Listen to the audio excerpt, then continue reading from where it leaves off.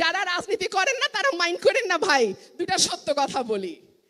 যারা মনে করছে আমি তো বিএনপির সঙ্গে মিশি না, ওরা তো এই দেশে থাকার মতোই না, বঙ্গোপসাগরে ফালাই দিতে পারলে আর একটু ভালো হইতো, তারাও এখন আর নিরাপদ না।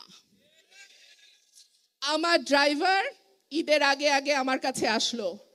আমি বললাম কি ভাই, তোমার বেতন বোনাস সব দিছি, আমার কাপড় কেনার টাকা নাই, তুমি আমার কাছে আবার কি চাও? বলে ম্যাডাম উপায় নাই, টাকা দিতে হবে। আমি এটিএম মেশিনে গেছি, মেশিনে টাকা নাই।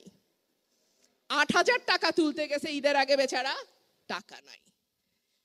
খেয়াল করছেন, ২-৩টা ব্যাংকের নাম আসছে যেখানে গ্রাহকরা গেলে ৫, ১০, ১৫,০০০ টাকাও তুলতে পারছে না। খেয়াল করেছেন খবরগুলো? সুতরাং বিপদ এখন আর বাউন্ডারির বাইরে নাই, বিপদ একেবারে ঘরের ভিতরে আইসা ঢুকছে।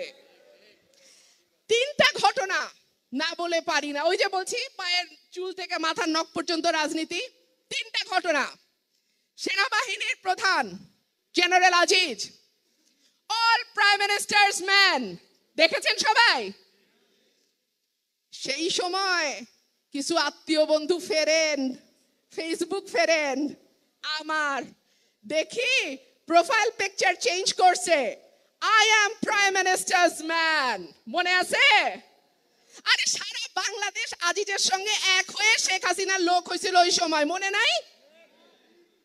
এইবার যখন ধরাটা পড়লো, আমি আবার ফেসবুকে ঢুকলাম, খুঁজা বাইর করি I am prime ministers man কারা, একটাও নাই।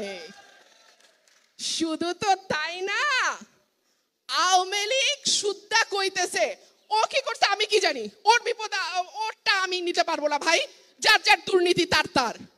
তো যার যার দুর্নীতি তার তার, যখন দরকার ছিল তখন ব্যবহার করছো, আর এখন খেলা ফুরাইছে, তোমারে আর আমি চিনি না।